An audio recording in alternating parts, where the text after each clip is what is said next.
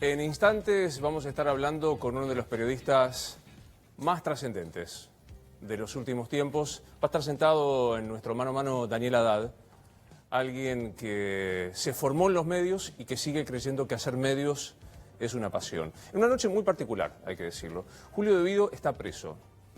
Mucho se ha dicho ya de qué es lo que va a pasar, la discusión parlamentaria, los fueros. Sin embargo, hay varias metáforas que me parece que describen la situación de esta noche.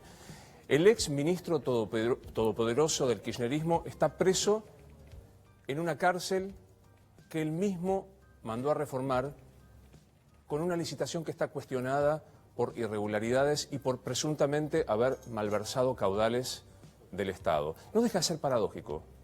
El hombre que manejaba todo lo que tuviera que ver con los servicios públicos, con las rutas, con las autopistas, con lo que tenía que ver con los medios de comunicación, por ejemplo, en aeropuertos, está preso en una cárcel que él mismo mandó a reformar en esta suerte de VIP con una licitación cuestionada. La segunda metáfora es mucho más histórica y probablemente en la Argentina, que tropieza 2, 3 e infinitas veces con la misma piedra, no aprendamos. La omnipotencia momentánea en algún momento se da de patadas con la realidad. Alguien que creía que podía todo está hoy detenido a disposición de la justicia.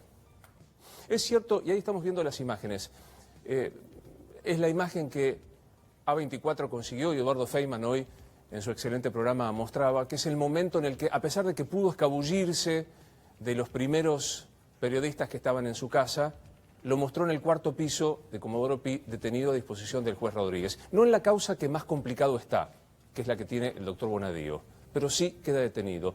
Hay toda una discusión de si está bien detenido o no está bien detenido, si existe una violación del principio de estar en libertad hasta que haya una sentencia firme que rige la jurisprudencia argentina, pero para aquellos que gusten, basta que ingresen en el sitio de internet de la Corte Suprema y puedan leer el lapidario fallo de la Cámara de Apelaciones que ratifica por qué está detenido Julio De Vido. En la Argentina solo podés estar detenido por dos causas, porque te intentás dar a la fuga o porque entorpeces la investigación. Y esta es la segunda causa por la que está detenido. Hay un dato también más político que jurídico. ¿Ahora se acordaron los jueces de hacerlo? Es probable que esta pregunta sea pertinente. Pero en algún momento en la Argentina va a estar bueno preguntarnos por el fondo y no solo por las formas. El fondo es, ¿el ex ministro de Planificación merecía esta investigación y probablemente la detención para no entorpecer la causa? Y la respuesta clamorosa es sí. Un dato para la justicia. ¿No sería hora de empezar a evitar los tiempos políticos para tomar las decisiones que de fondo son importantes? Y a tantos otros que lo hicieron creer omnipotente, no solo los jueces, los que pasaban por su despacho y decían, sí, Julio, hoy, viendo esta imagen, aprenderán la historia de que la omnipotencia en un momento se termina porque la historia demuestra que el poder no es absoluto, no es permanente y como la vida humana tiene un fin. Hoy conversamos con Daniel Haddad, gracias por estar con nosotros en Luis Novarecio Entrevista. Hola Daniel. Hola Luis. ¿Cómo estás? ¿Cómo estás? Gracias por la invitación. Por favor. ¿Por aquí? Por ahí. ¿Todo bien? Todo muy bien. Bien el aire, estamos. Estamos. Yo soy igual que vos, sufro mal el calor del estudio. Yo necesito aire frío. Está muy bien. Bueno, ¿arrancamos? Arrancamos. Imagen cuando lo viste a Julio De Vido, título. Tenés que poner un título mañana con esto. No, a ver, fue, me parece que de las imágenes más fuertes periodísticamente hablando y hasta políticamente hablando de los últimos tiempos. La historia pasa muy rápido, pero no nos olvidemos que hasta hace menos de 2 años Julio De Vido era tal vez el segundo hombre más poderoso del gobierno kirchnerista. Pensemos que estuvo todo el mandato de Néstor Kirchner, los 2 mandatos de Cristina Kirchner, que manejó el presupuesto más grande que se conozca o que se tenga memoria en el Estado argentino, y que era amo y señor, ¿no? Los empresarios más importantes de la Argentina, aún aquellos que muchas veces se les titula los dueños de la Argentina, no digo que se arrodillaban ante De Vido, pero tenían que aceptar sus reglas de juego, ¿no? Ahora, yo miraba la foto cuando uno mira una foto o una imagen, en el periodismo queremos saber las famosas qué, cuándo, cómo. La nueva pregunta es, ¿y ahora? ¿Y ahora? Y ahora la gran duda que yo tengo es, Devido debe ser consciente de que el día de hoy es el primero en una cárcel, como vos decías en tu comentario, como la de Seiza, y que van a pasar muchos, pero muchos días hasta que vuelva a salir de esa cárcel. Por muchas razones. Pero la gran pregunta que yo me hago es, ¿cómo es posible que ni Lázaro Báez, ni José López, ni Manzanares, ni Barata, y ahora Devido, ninguno se haya acogido a la figura del arrepentido? ¿Y por qué crees que no pasa eso? La verdad que no lo entiendo. En otros momentos hubiese imaginado que gente compenetrada ideológicamente con la causa, en este caso no lo sé, ¿hay algún temor a algo? Porque digo, Devido no era el jefe. Obviamente tenía una jerarquía importante, pero nunca fue el jefe. Ayer Eduardo Costa, el diputado de Santa Cruz, dijo él dijo una asociación ilícita donde claramente estaba Néstor, Hereda Cristina, había Devido, había Zanini, había Lázaro y demás. ¿Crees en esa jerarquía? Sí, sin ninguna duda. No, a ver, Devido no tomaba ninguna decisión sin consultar más arriba. ¿Néstor tenía ideología o tenía solo ambición por el poder? Bueno, Néstor Kirchner fue variando su ideología, podríamos decir, si somos generosos, evolucionando, ¿no? Fue pasando de ser un conservador cuando gobernaba Santa Cruz a pasar a ser progresista cuando ocupó la presidencia de la Nación. Fue modificando algunas cosas, lo cual a veces no es criticable. Obviamente él tenía un concepto de que para mantener el poder había que obtener recursos, y ahí cayeron en los excesos, ¿no? Vos sos abogado. A ver, tengo un título de abogado, lo que no necesariamente significa que me acuerde demasiado, ¿no? Te llama José López, te llama Lázaro Báez, ¿le aconsejás que hablen? Sí, por supuesto. Pero no como abogado, como argentino, porque pongámoslo así. ¿Vos pensás que Devido hizo esto sin complicidades hacia arriba, hacia abajo, hacia el costado? No sé, ¿se pudo hacer esto de Río Negro o los subsidios del transporte o las obras con Odebrecht sin complicidad de empresarios? No. Imposible. Digo, en la corrupción es como el tango, se necesitan dos para bailarlo. Entonces la gran pregunta es, señor, ¿por qué no le hace un bien a la sociedad? Usted, su vida está estropeada ya, porque de nada le serviría. Yo no sé si tiene 1.000.000, 100 o 2.000, no lo sé. Para nada. Hoy miraba yo la escena donde todo el periodismo tenía el dato de que Devido estaba en su departamento de la calle Libertador. Salvo A24, que me impresionó, decía, está camino a Comodoro Pi en el auto, ¿no? Finalmente tenía razón América 24. Ahora yo miraba la escena de todos los vecinos esperando a Devido para insultarlo, ¿no? O para... Digo, ¿qué te sirve tener 1, 10, 100, 1.000 o 1.500 si no puedes ir con tu mujer, tu amigo, tu hijo a tomar un café al Paseo Alcorta o al bar de la esquina o subirte en un avión tranquilo? Esta gente no puede caminar por la calle. Entonces digo, al menos, señor, hágale un bien a la sociedad, cuente. Cuente, si usted sabe, usted vio todo, cuente, ¿qué empresario fue? ¿Cómo hicieron esa planta de agua potabilizadora? ¿Cómo hicieron ese gasoducto? ¿Qué empresario arregló con usted el tema de los barcos del gas? Y es como que hacernos creer que Chicone fue vudú. Fue vudú. ¿Y quién más? ¿Y quién financió, no sé, la operación? ¿Y quién iba a manejar la fábrica de hacer billetes? En sí, creo que le falta eso a la Argentina, y yo no estoy tan convencido que se vaya a acelerar en esa dirección. Esto que vos planteas es interesante porque es casi la teoría de Lampedusa, del gato pardo, cambiar algo para que no cambie nada. ¿Estamos en un momento lampedusiano o crees que de verdad arrancó un cambio de época? Bueno, mi profesión, más que ser periodista, es ser escéptico. Yo soy un escéptico profesional. Tengo dos. Una es ser escéptico y la otra es ser curioso. Déjame en este caso ser escéptico. ¿Cristina es cómplice de Debido? A mí me pareció muy claro el mensaje del abogado de Debido que se llama Rusconi, Maximiliano Rusconi. Hace poquitos días dijo, si Debido, por lo que pasó, tiene que ir preso, Cristina Kirchner también. Eso no lo dice el abogado por decisión propia. Eso es que él lo dice Debido. Un metamensaje. Un metamensaje, que hasta ahora no le sirvió. O sea, el mensaje me imagino fue, Cristina, habla con tal juez que nombraste, y no le sirvió. A ver, la buena noticia es que hoy se derrumbó algo, ¿no? Y me parece que la justicia, vos decías muy bien, la lentitud a veces de la justicia, supera un problema de los jueces argentinos. Yo creo que la sociedad argentina es una sociedad en su conjunto no demasiado valiente. Muchas veces yo veo imágenes, esas que toman las cámaras de los municipios, donde a la salida de un lugar bailable hay 7 tipos pegándole a uno, ¿no? Y ves que hay 2 por ahí.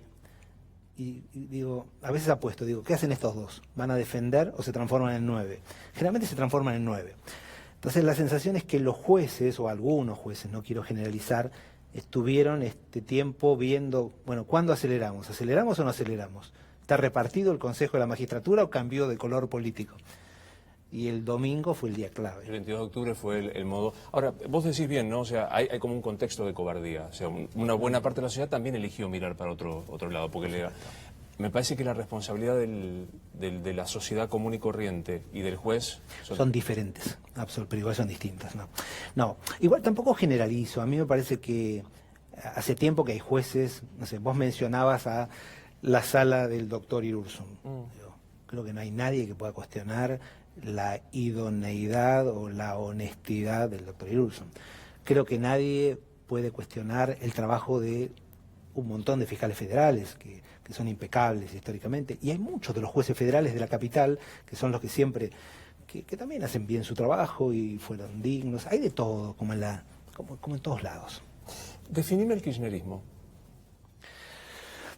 Bueno, a ver, me parece que el kirchnerismo intentó ser, dentro de la gama de populismo, progresismo, peronismo, un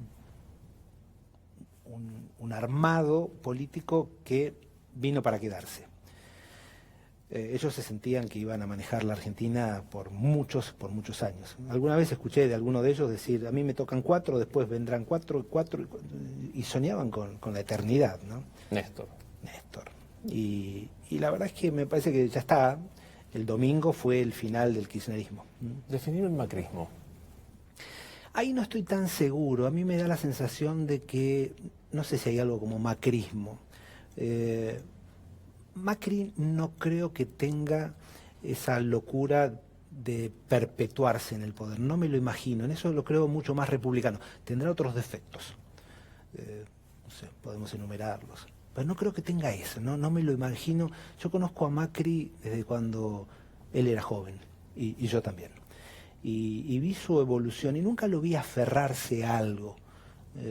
Y me imagino que, no creo que es una persona que si seguramente va a ir por la reelección, eso estoy seguro. Pero no me imagino torciendo la ley para cambiarla para quedarse eternamente en el poder. Beatriz Sarlo dice, no son republicanos químicamente puros. Propuesta de nombramiento de jueces por decreto, cambio de leyes por decreto, ahora vino el tema del blanqueo. ¿Coincidís con ella? A ver, yo creo que el ejercicio del poder es algo que requiere un aprendizaje. Cuando nombraron a dos ministros de la Corte por decreto, me parece que Macri es ingeniero, no tiene una enorme formación jurídica, eran los primeros días de su mandato, el que se lo propone caminando por los jardines de Olivos, no tiene él todo el background para decir eso no funciona, comete el error. La buena noticia es que a los poquitos días lo rectificó, lo cambió. Entonces, ¿qué creo? Si vos te fijás en los últimos discursos del domingo de todos los que ganaron, utilizan la palabra somos la generación, somos la generación. Entonces, no sé si hay macrismo, yo no creo que exista el macrismo, existe, me parece que el PRO, que es un nuevo partido político, después de muchos años que la Argentina no tuvo partidos políticos nuevos. Interesante que se hayan apoyado en la Unión Cívica Radical, que tiene una experiencia política, que es un partido con valores republicanos. Y sí veo que va a haber diversidad de posibles candidatos, ¿no? A mí me da toda la sensación de que en su cabeza Macri dice, si mañana me pasa algo, no sé, no puedo caminar más, o me cansé, o Antonia quiere que deje de ser presidente, tiene en su cabeza 3 personas que mañana mismo podrían encabezar el partido, no el macrismo, el partido. Vos desde que trabajás hace mucho tiempo, pero digo, tomo la democracia. Viste a todos los presidentes, conociste o los entrevistaste como periodista o como empresario. En retrospectiva, del 83 a esta parte, ¿quién?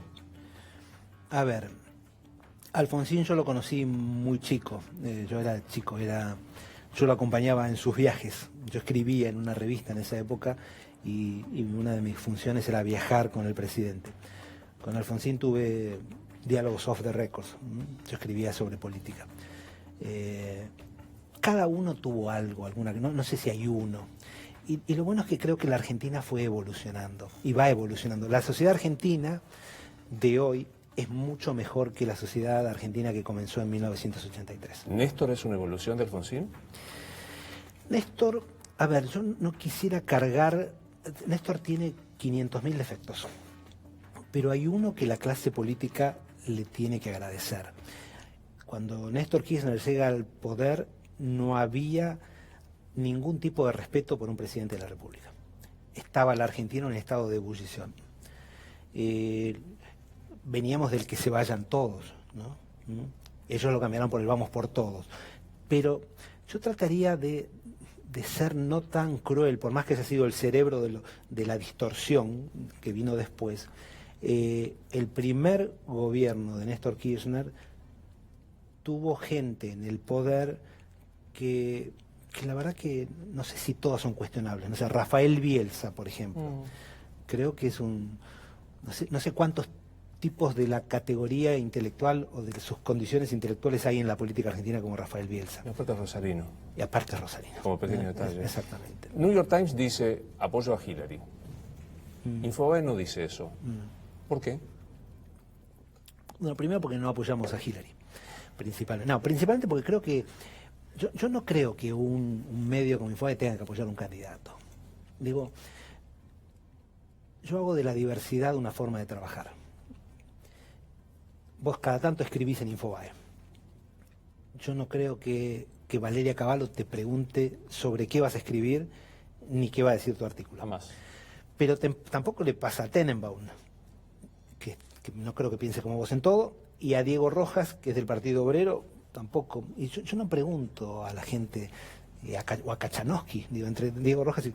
¿Qué creo que es Infobae? Infobae es un medio que tiene que informar y que las opiniones que se vierten en Infobae no necesariamente representan a lo que puede ser mi opinión. Y me pasó siempre eso, ¿eh? Digo, mucha gente pensaba que Radio 10 era lo que yo pensaba. Y yo tenía Radio 10, pero al mismo tiempo tenía Mega, que tenía... Yo creo en la diversidad. A mí me parece que las mejores sociedades son las de la diversidad, ¿no? Por eso es bueno la mezcla de migrantes diferentes, es bueno la mezcla de sexo. ¿Qué le criticaría Macri, por ejemplo? Tiene un gabinete absolutamente de hombres. Mirá lo que es el gabinete de Macri. Sí, Stanley. ¿Cuál más? Era Malcorra, que no está más. ¿Qué más? No. ¡Wow! 23 ministros, de los cuales la mayoría ni conozco los nombres. Si yo te pregunto a vos... Perdón, Patricia Bullrich. Perdón, Patricia Bullrich. 2. 23 sobre 2 no llega al 10%. Cuando que haya mujeres es muy bueno. A ver, tiene que haber mujeres. Y no es un tema de sexo o de género. Tiene que haber de todo. Si son varios los sexos, que haya varios sexos. Si hay varios los géneros, tendría que haber de todo. Creo en eso. Y Infobae yo trato de poner en la práctica eso. La gerenta general es una mujer, la directora editorial es una mujer, la directora periodística es una mujer. ¿Por qué? Porque creo en la diversidad. En realidad era la pregunta de por qué Infobae no dice si votó a Hillary, que está claro, era una sutileza para ser más directo. ¿A quién votaste? En la última elección, en la primera vuelta a Sergio Massa y en el balotaje a Mauricio Macri. ¿Por pasión o por...? No, porque... primero porque no quería que continúe el kirchnerismo. No, me parece que el kirchnerismo... No podría haber votado a Zanini nunca en mi vida como vicepresidente. ¿Votaste con beneficio de inventario a Macri? No, digo, lo voté... Digo, yo creo que en ese momento entre Massa y Macri no había las diferencias que hay hoy entre Massa y Macri. Me parece que Sergio Massa del 2015 era muy parecido a Mauricio Macri. Tal vez era una percepción mía, no sé si es la correcta o la incorrecta, pero hoy se ha corrido buscando hoy le cuesta encontrar a Sergio Massa su lugar y tal vez está buscando no sé, el otro día dijo, yo me opongo a la reforma laboral. Y ayer en la cancha de River estaba a metros con Felipe Solá y charlando ese tema, digo, a ver, cuando hablamos de reforma laboral, ¿de qué estamos hablando, no? Algunas cosas la Argentina debe modernizar, y lo que no significa ir en contra del empleo, al contrario. Nosotros tenemos que tener leyes que permitan que la gente tome más trabajadores, es la única forma. Así como también tenemos que rápidamente hacer una reforma educativa. Yo veo, digo, ¿qué me enoja a veces de este gobierno? Por primera vez en la historia hay 3 ministros de educación que son del mismo signo político. El de la Nación, Finocchiaro, el de la provincia, Sanchezini, y la de la Ciudad de Buenos Aires, Soledad Acuña. Los 3 muy formados, los 3 muy bien elegidos para el cargo. Esteban Bullrich, que para mí era un gran ministro de Educación, se lo llevaron para la política, no sé. Ahora, muchachos, el tiempo pasa. Si no hacemos rápidamente una reforma educativa, este país está condenado a tener gente pobre. ¿Y por qué te digo esto? Durante muchos años, Luis, nosotros crecimos diciéndonos que este era un país rico. ¿Por qué? Porque tenemos petróleo, soja, no sé, Recursos de agua natural, natural. agua dulce. Bueno, ya no es necesariamente sinónimo de riqueza eso. Venezuela está llena de petróleo. La gente pasa hambre. Singapur no tiene agua. Importa el agua. Yo me acuerdo un día, no sé quién decían, vienen por el agua. Carrió. ¿Carrió era? Bueno, nunca vinieron por el agua y la verdad no entiendo para qué, salvo que vendamos agua, pero Singapur importa agua. 75% del agua que usan para tomar o para ducharse le importa. Y sin embargo es un país que tiene patentes, tecnología, desarrollo. La riqueza de los próximos 10 años viene del conocimiento. Viene de desarrollar un tomógrafo computado, de hacer una aplicación para iOS o para Android. Viene de crear una patente de un tema genético de un laboratorio. Solamente eso se hace con una buena educación. Y digo, yo escucho y sigo escuchando a los ministros de educación que vamos a crear escuelas. ¿Escuelas? ¡Wow! La escuela es una cosa que la escuela como la conocemos hoy, el modelo prusiano de educación, lo único que hace es quitarle a los chicos la creatividad. Vos fíjate que los chicos van a los 5 años al colegio, 6 años, con una felicidad, una alegría. A alguno le gusta bailar, a alguno le gusta pintar, a alguno le gusta dibujar, a alguno le gusta jugar a la pelota. El colegio les quita la creatividad.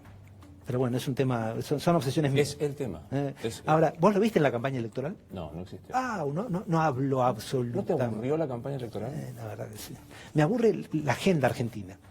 Yo vivo viajando. La verdad que desde que hace 4 o 5 años decidí expandir Infobae fuera de la Argentina. Me paso 2 semanas al mes viajando por América Latina. Entonces, o si no voy a Estados Unidos o a veces tengo que viajar a Europa. Y la agenda argentina está aburrida. Digo, aparte, me parece que no resolvemos temas. Si yo tomo una tapa de un periódico de los viejos, de la década del 80, y la comparo con la de hoy, estamos hablando de lo mismo. ¿Te divierte leerte que volvés, que te compras a 5N de vuelta? ¿Te divierte esa historia? No, a ver... ¿Te compras a 5N? No.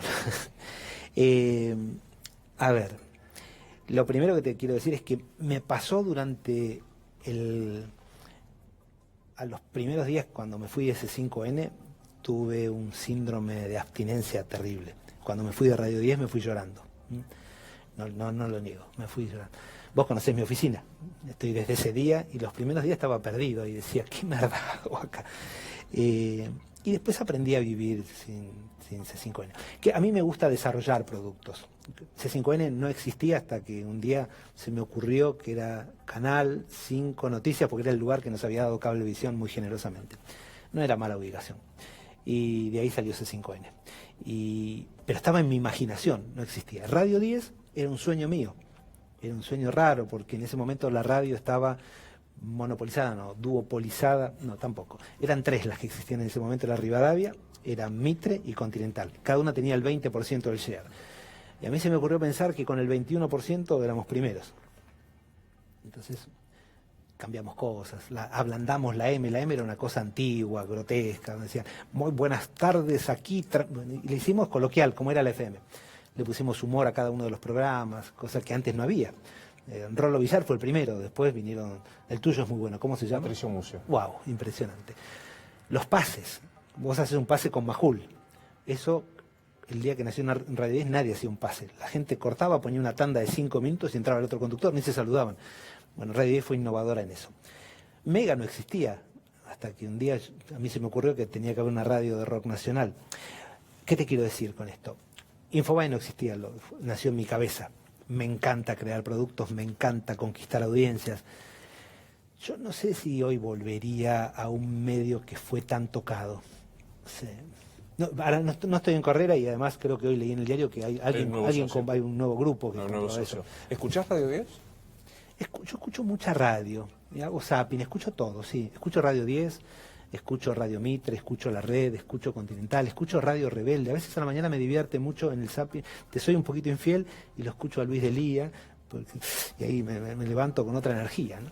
No, es decir, yo escucho todo y escucho a la noche me voy a dormir. Mi relación con la radio empieza a los 5 años cuando me regalan una espica.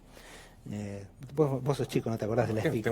Tengo en mi vitrina la espica con el coso marrón de cuero. De cuero marrón, el de estuche. Tengo 2 espicas. ¿Cuántos años tenés vos? Voy a cumplir 56 ahora dentro. Yo 53, estamos ahí. Y siempre me fui a dormir escuchando radio. Y aún hoy me voy a dormir con una radio y mi mujer me dice, baja un poquito la radio. Y la escucho abajo. Como cada vez escucho menos, tengo que ponerla un poquito más fuerte. Pero la radio para mí es el medio que más me enamora. Ahora vuelvo a los medios. Hablaste de la radio, de la espica y pensé en tu viejo. Este año perdiste a tu papá. Sí. Sí, no hace 2 meses y días. Para mí fue un shock muy fuerte. Primero porque con papá teníamos una gran relación. Mi viejo fue el gran amigo, gran compañero de mi vida. Desde muy chiquito, siempre estuvo cerca mío, con papá hablaba todos los días y jamás me hubiese imaginado, hasta el día que tuvimos el diagnóstico de su cáncer, la única preocupación que teníamos era la presión alta, yo lo llevaba a la cardióloga, lo embromaba, papá no le pongas sal a la comida. Y este último año se empezó a olvidar algunas cosas, al menos mi vieja me decía eso, papá no se acuerda de nada, yo creo que lo hacía a propósito, ¿no? Pero... entonces, el problema era, lo somos un neurólogo, y de repente un día, el 11 de julio, le diagnostican un cáncer de páncreas y con metástasis en el hígado. Y sentí varias cosas. Primero, no me imaginé que se iba a morir tan rápido. Tuve la suerte de esas 4 semanas estar todo el tiempo con él, y me pasa mucho que lo extraño. Es una sensación fea de nunca más, ¿no? Nunca más voy a hablar con él, nunca más lo voy a ver, nunca más vamos a festejar una Navidad juntos. Voy a la cancha, el programa familiar era ir con Mateo, que me acompañó esta noche, y con mi viejo a la cancha de River. Y estos días fui solamente por la Copa Libertadores, porque no me hace bien, siento que cuando gritamos un gol falta el abrazo del viejo, ¿no? Y después la impotencia de no poder hacer nada, ¿viste? Yo creo que uno en estos oficios que tenemos nosotros nos sentimos que podemos resolver todo, ¿no? Tenemos alma de productor, de resolver, y ahí me di cuenta que no pude resolver nada. ¿Cuánto te importa lo que piensan de vos? Si es gente que conozco, muchísimo. O sea, de la gente que conozco o con la gente que respeto, muchísimo. ¿Lográs tamizar? O sea, no sos un Novarecio indiscriminado que le importa todo? No, yo aprendí primero que haga lo que haga en la vida, es imposible conformar a todo el mundo. Yo imagino que mucha gente esta noche te está viendo, tu programa, y algunos van a escribir en una red social, uy, qué bueno que está, y otra va a decir, uy, ¿cómo invitaste a ese? Y celebremos eso. Sería terrible que todo el mundo diga, qué lindo, como así sería terrible que todo el mundo diga, qué feo. A mí me parece que lo hablamos cuando vos estabas por entrevistar a Cristina Kirchner. Vos hiciste un gran reportaje. Sin duda creo que, sin desmerecer al resto de los colegas, vos hiciste el mejor reportaje que se le hizo a una persona muy complicada, como es Cristina Kirchner, que además hacía como 12 años que no hablaba. Con lo cual vos tuviste que en un rato, en un tiempo muy, muy corto, porque si bien duró 2 horas, inusual, pero en 2 horas preguntaste por 12 años. Entonces, es muy común que alguien decía, pero usted no le preguntó sobre cuando no inauguró el Camino Negro.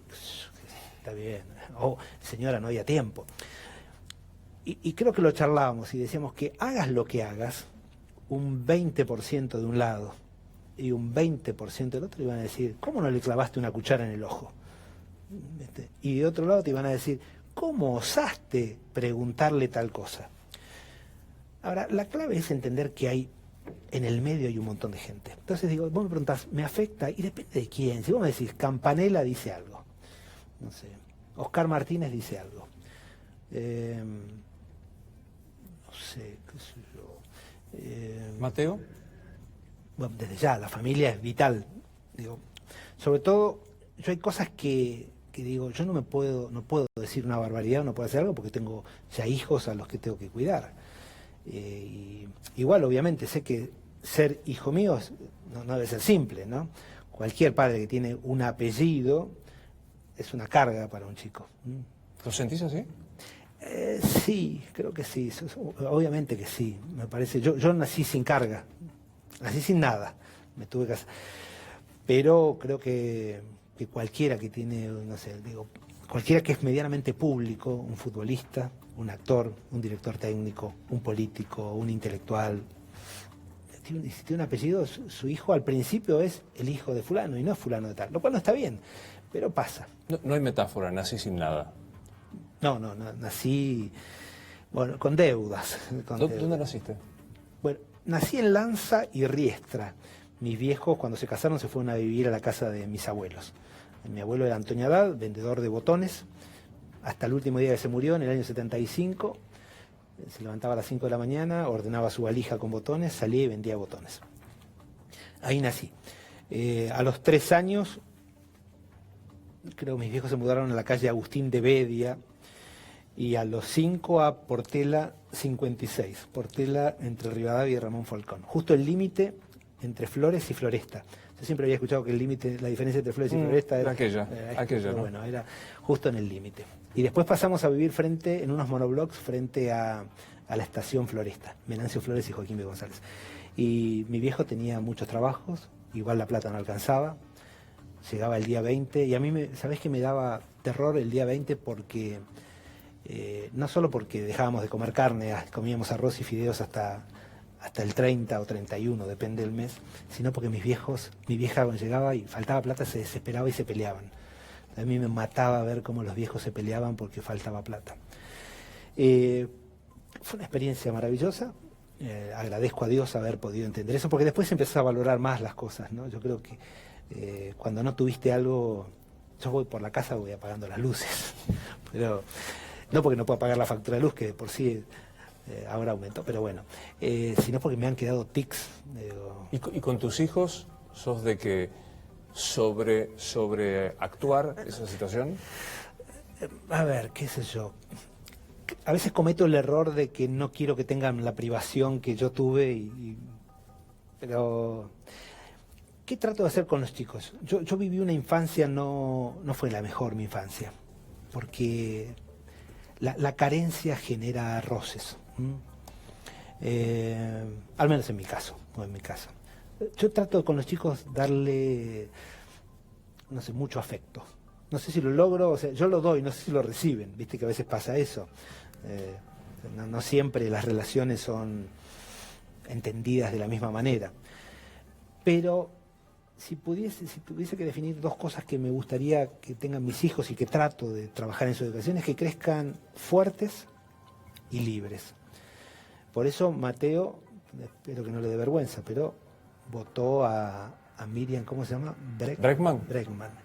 Y fuimos discutiendo en el auto, pero él fue y votó a Bregman. Y mi hija número dos, la segunda, que estudia afuera, es absolutamente de izquierda. Entonces, bueno, es tu ideología, ya vas a aprender, ya se te va a pasar, ¿no? Eso se cura con el paso. Pero está bien, digo, si a los 18 o 21 años no tienen eso, hay que entenderlos. Pero creo en eso, creo mucho en la libertad. Yo soy un anárquico, creo, o un libertario. Concepto que en la Argentina todavía no funciona, No se entiende, lo que es el libertario. No es el liberal, sino es aquel que cree... Creo que no hay que tener tantas normas. Es todo lo contrario a un conservador. Atrás un tema, que fue Cristina. Llegás y la recibís en tu casa, en Infobae. Sí. Después que le contaste a Elefantino en un gran encuentro que hiciste en Animales, que vendiste atorado. ¿Por qué fuiste a recibirla? Bueno, a ver, yo creo que hay que diferenciar. Cuando uno es dueño de un medio, lo que yo piense o lo que mi estómago siente es secundario. Es mucho más importante el medio que yo. ¿Qué es más importante hoy para mí? Lo que yo pueda sentir, lo que yo pueda pensar, o el crecimiento y el desarrollo de un lugar donde tratamos de hacer periodismo y donde hay muy buenos periodistas. Y obviamente Infobae es más importante. Y además porque digo, creo que corresponde. Yo puedo pensar de Cristina un montón de cosas o sentir por Cristina un montón de cosas. Ahora, me parece que hay reglas. La primera es ser educado. La segunda, si uno es un anfitrión y viene un expresidente de la República elegido con el 54% de los votos, con lo cual es mucha gente en nuestro país, yo tengo que estar. Después, alguien de la familia se me podrá enejar y me va a decir, ¿pero cómo ¿Pasó? Pasó entre amigos enojadísimos. ¿Cómo?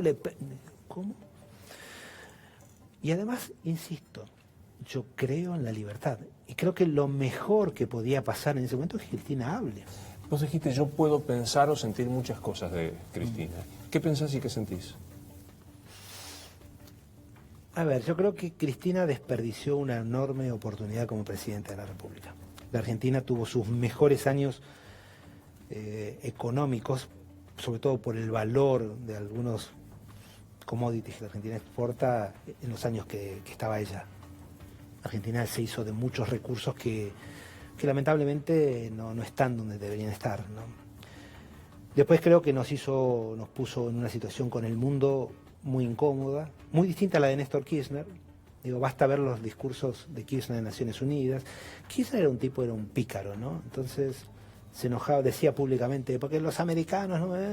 Y cerraba acuerdos con la DEA, con los organismos de inteligencia norteamericanos, le hacía los deberes a los americanos, o sea, lo que él hablaba con Venezuela iba y se lo contaba a los americanos. Digo, Néstor Kirchner era un pícaro.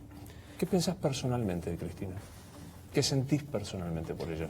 Yo creo que Cristina Kirchner tiene esa enfermedad de los que no pueden vivir sin poder, ¿no?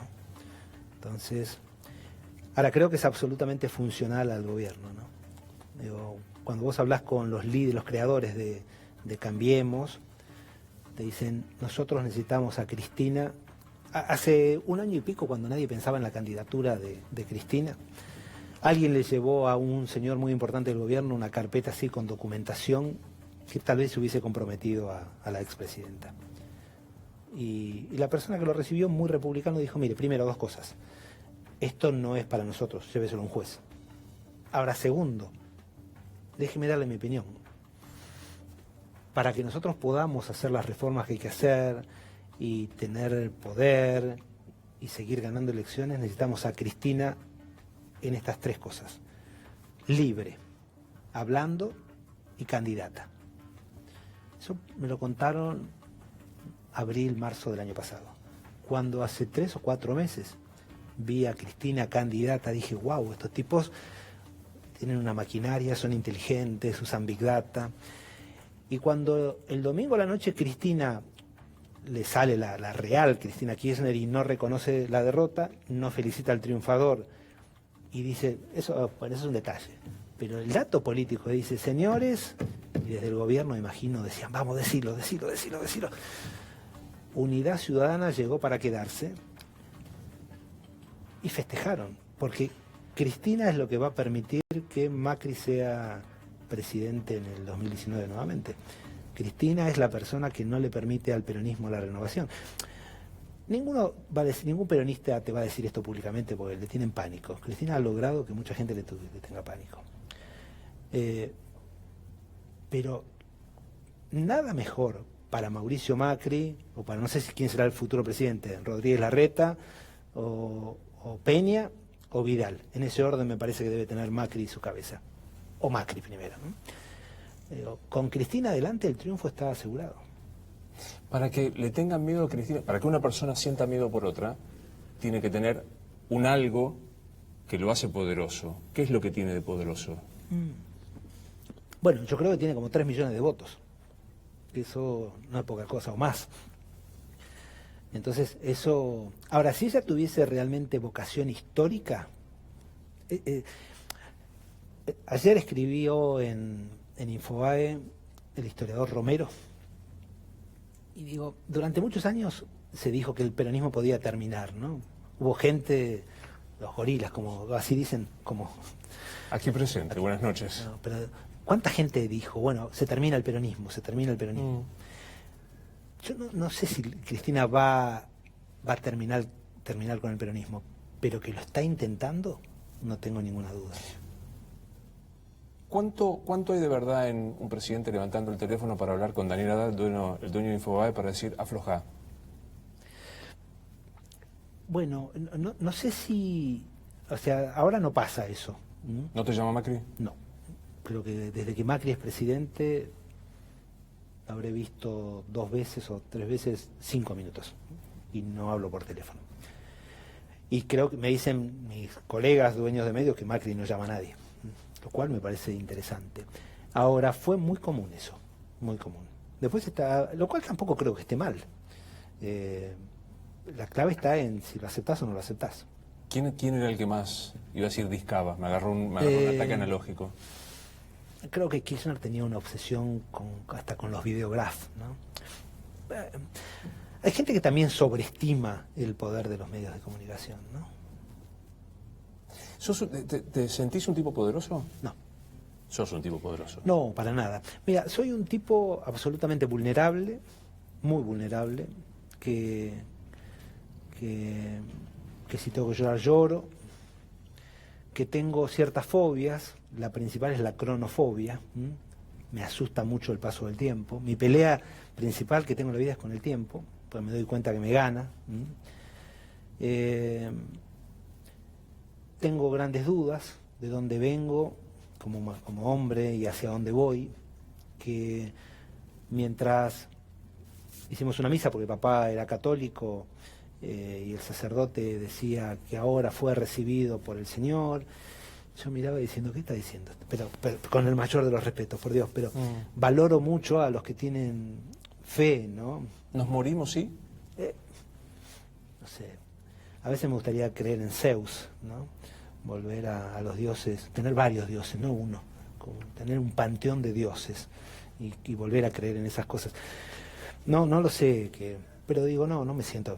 En esto primero, todos somos absolutamente reemplazables, absolutamente prescindibles. Yo me fui de C5N y C5N siguió andando. Me fui de Radio 10 y Radio 10 sigue andando. Y si mañana me voy de Infobae, cosa que no pienso hacer porque lo disfruto mucho, seguiría funcionando. ¿Nos morimos, sí? Y nos morimos, yo creo que nos morimos. Digo, a mí me da la sensación de que la humanidad, en su gran mayoría, necesita tener esa respuesta. Entonces, cualquier religión te lo explica. Y las religiones son buenas para explicar las cosas que racionalmente no podemos explicar. Entonces, hoy podemos perfectamente explicar que las tormentas del mar o las mareas tienen que ver con los ciclos lunares. Durante muchísimos años era que Mercurio o Poseidón estaba enojado. Durante muchos años la infertilidad de la mujer era atribuida a que el dios Juno estaba enojado. Y después vimos que hay otros problemas y hay expertos en infertilidad que ayudan a las mujeres que no pueden tener hijos o a los hombres que no logran ser fértiles. Entonces, ¿qué digo? ¿Qué respuestas? Hoy para todo tenemos casi una respuesta. Los volcanes, sabemos que no es por el dios Volcano, que es vomita. Nos quedan las dos respuestas claves, o las dos preguntas claves, y nos faltan las dos respuestas. ¿De dónde venimos? ¿Y hacia dónde? Y hacia dónde vamos. La primera, tal vez, con el fenómeno del Big Bang, no sé. Yo quiero creer que hay un gran arquitecto del universo. Es más, creo que, pongámosle algún nombre, puede haber un arquitecto. Lo que no me imagino es irme y que haya cielo e infierno. Ni que hay 72 vírgenes esperándome. ¿Por temor al infierno? No, porque no. Creo que todo se paga acá, me parece. Todo se paga acá. Mientras hablabas de Juno y demás, se me escapó, porque estoy leyendo un libro que no me puedo acordar cuál es, intentaba que menciona todo este tema. ¿Qué? Orígenes. Ahí estamos. Orígenes. ¿Qué estás leyendo? Estoy leyendo el último libro de Isabel Allende, Más allá del invierno. Una muy linda historia de una profesora chilena que enseña en New York. ¿Lees mucho? Leo mucho, soy un anárquico, porque paso de leer eso a leer, no sé, algún libro de filosofía, o leer a Harari, que cada tanto lo marco, lo subrayo, el Homo sapiens o Homo Deus, o paso a leer mucho de historia argentina.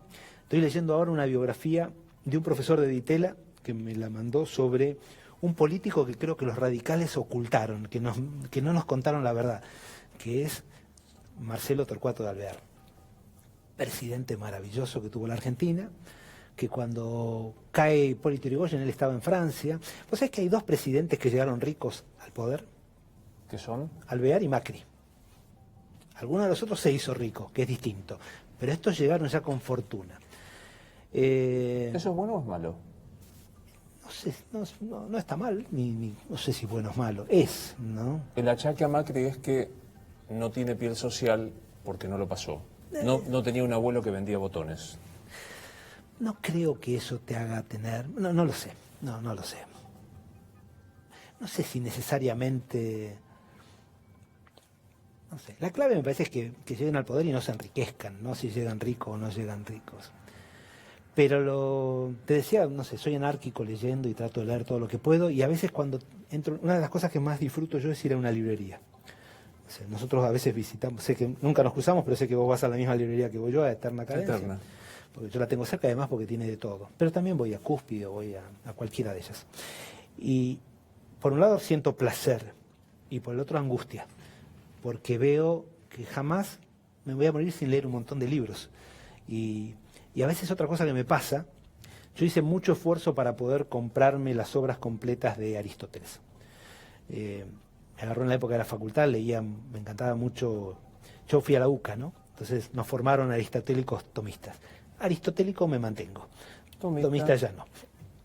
Pero para comprarme las obras completas iba a una librería que estaba por la calle Callao, en un tercer piso, un señor que vendía libros usados, y cada vez que llegaba, porque había inflación, no porque me era mal tipo, me cambiaba el precio. Y llegaba y decía, traje los 100, no, pero ahora vale 120. Y yo decía, hijo de su... Y era la inflación, pobre tipo, no tenía la culpa. Entonces, ¿qué me pasa? No solo que quiero leer un montón de cosas, sino que cuando veo mi biblioteca, que yo la tengo dividida en 2 casas distintas, que deben sumar 6.000 libros, que no sé si todos los he leído completos, pero que algún capítulo, porque a veces abandono. Antes no abandonaba, me daba mucho un orgullo no terminar un libro. A veces no me acuerdo de detalles y tengo que volver a releer libros. ¿Te pasa eso o no? Pues todo el tiempo. Woody Allen dice, solo sé que hay 2 cosas importantes en la vida. Una es el sexo, de la otra no me acuerdo. Muy buena. ¿Es? No sé si solo hay 2 cosas. El sexo obviamente que es muy importante en la vida, sin ninguna duda. Es vital, ¿no? Digo, nosotros somos un balance entre Eros y Tánatos, ¿no? Eros es vital, es fundamental. Y hay más cosas. La amistad me parece vital, la comprensión, la familia, para mí, yo soy familiero. ¿Cuántos años hace que estás casado con Viviana? Cumplimos 31 hace poquitos días. Tenemos 4 hijos. Para mí la familia es un refugio. Este programa, cuando empezamos a hacerlo, tuvo un hecho recurrente. Ante mi pregunta, ¿qué pasa cuando te morís? Muchos, me parece que aferrados al susto de la muerte, quisieron reencarnar. Supongamos que hay reencarnación. Y reencarnás en Debido, ¿qué haces? Hablo. Debido hoy que hizo todo lo que tenía que hacer. No, hablo y digo, señores, sí, fui yo, pero también fue ella, o ella, o no, para no decir solamente ella, él, y lo hice con aquel, ¿vio? El que tiene las oficinas en la calle ese. Hablas. Ese traía la valija. Reencarnás en el Papa Francisco. Y sería complejo, ¿no? Sería complejo, porque no sé si estaría muy a gusto dirigiendo una religión de 2.000 millones que siguen. ¿Son 2.000 millones más o menos? Sí. No por la Iglesia Católica hoy, ¿no? A mí me complica un poco ver ciertas cosas que pasaron en nombre de la Iglesia Católica a lo largo de la historia. Reencarnás en Cristina. Y sería terrible, ¿no? Porque no me hagas eso. Reencarnás en Carrió. Bueno, yo distingo en Carrió cosas muy, muy positivas y cosas que en ese afán de demostrar que no tiene límites pueden llegar a causar ciertos daños, ¿no? O sea, ¿qué valoro en Carrió? La valentía, creo que no le debe tener miedo a nadie, y eso es muy importante. No abundan los valientes en el mundo, y Carrió es valiente. Reencarnás en Mauricio Macri. Eso sería más cómodo, ¿ves? Porque creo que si estuviese hoy en Mauricio, adentro de Mauricio Macri, trataría de ver cómo uno es el nuevo Sarmiento. Para mí, y esto va a generar polémica, y hay gente que no le va a gustar, para mí Sarmiento es de los tipos más importantes que pasaron por este país y que hicieron que este país sea... Es largo, podemos discutirlo horas y sé que hay gente que no le gusta Sarmiento. Ahora, lo que me gustaría es discutir con gente que realmente me fundamenta, no que me saca una frase de recuerdo de provincia, o hablar en serio de lo que fue Sarmiento para este país. Y creo que Macri, hoy, octubre del 2017, yo sé que tiene que hacer la reforma laboral, la reforma impositiva, la reforma electoral. Por arriba de todo eso es hacer la gran revolución educativa. Reencarnás en Víctor Hugo Morales. Bueno, depende en qué momento. Hasta Hoy. hace unos... Hoy.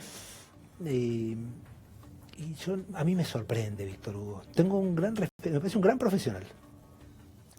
Enorme.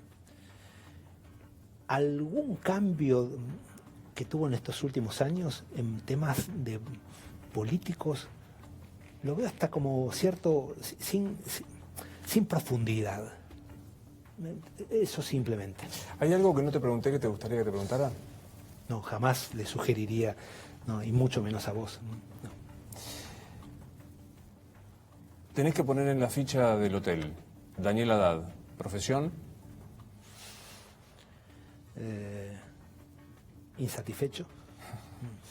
Crónico. Crónico, sí, permanente. Diván. No, frente a frente. Tengo un analista que nunca estuve, yo mi primera vez que en el psicoanálisis fue a los 14 años. Yo tenía problemas de conducta. Me vivía agarrando a trompadas y mi viejo, muy humilde, dijo, flaco, yo me analizo. Estamos hablando de los 70, ¿eh? No podés agarrarte a trompadas cada día que salís del colegio. Y bueno, y ahí con el análisis, que siempre fue de frente, entendí lo que me pasaba, con quién estaba enojado. Y a lo largo de la vida, en distintas etapas, no fueron años continuados, pero aún hoy lo haces. Vuelvo. ¿Te quedó algo por decirle a tu viejo? Le hubiese dicho seguramente muchas más veces que lo quería, de las que se las dije. Viste que no sé, a mí no me cuesta decir que quiero, pero a veces, no sé, quizás hubo algún tiempo en mi vida que que no le di toda la bolilla que me hubiese gustado darle porque estaba creciendo, ¿no? Corriendo contra el miedo a la carencia, ¿no? Entonces, pero bueno, ya es tarde. Ha sido un gusto recibirte. Gracias, Luis, por la invitación, un enorme placer. Esto es Luis Novarezo Entrevista, hasta mañana.